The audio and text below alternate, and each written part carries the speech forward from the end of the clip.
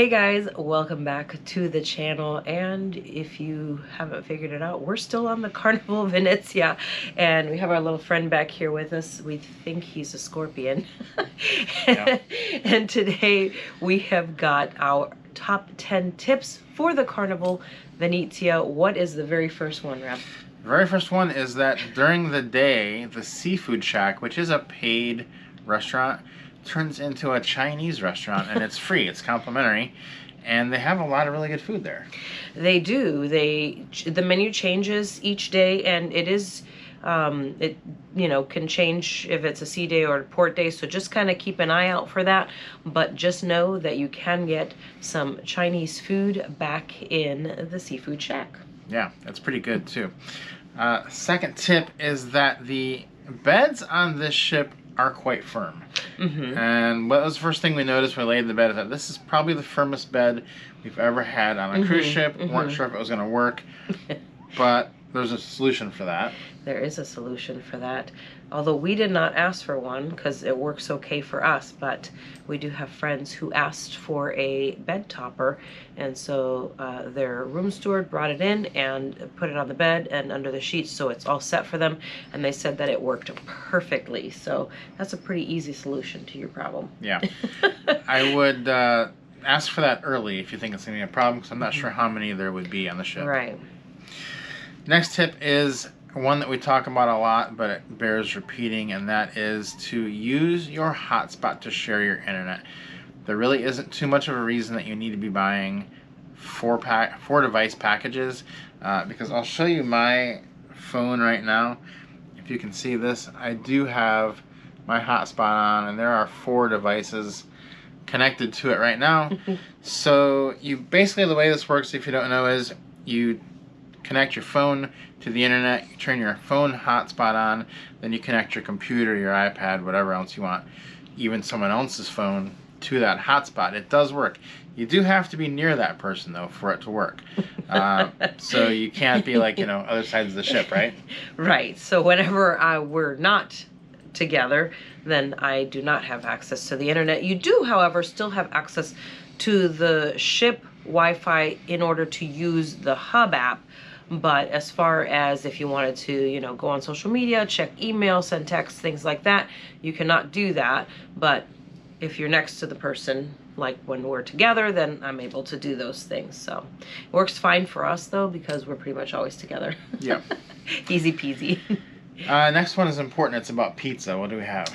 Pizza is important. And if a lot of people, because there isn't always a midnight snack or late buffet, people are always looking for something to eat at night. And so the sandwich place is open until 11 p.m., but the pizza place is open till real late and into the morning.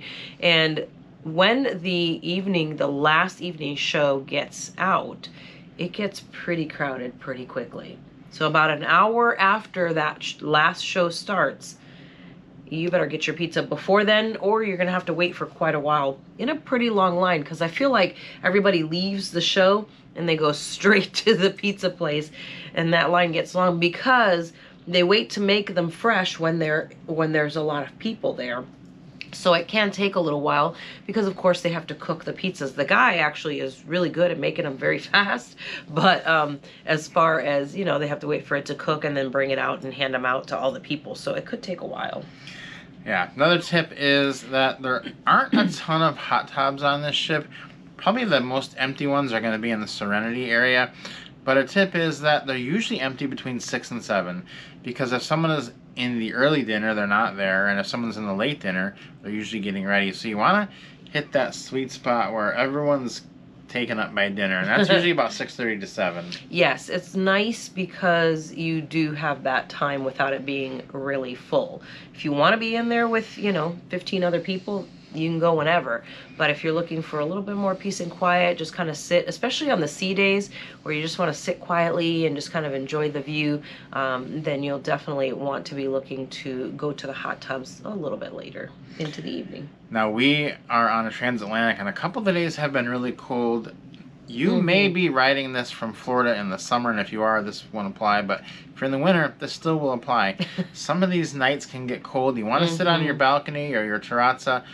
It's going to be cold. What do you have for us? Okay, well, I have nothing for you, but my room steward had something for us.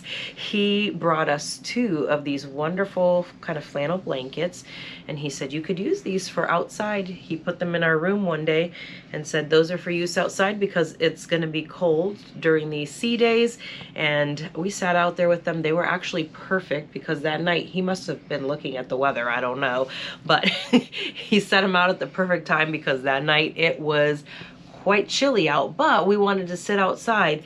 These are nice. They're for one person. He gave us 2, one for each, and we just sit out there on our chairs, and it's really quite nice. Yeah, the shows, they do fill up quickly here because the theater is not huge.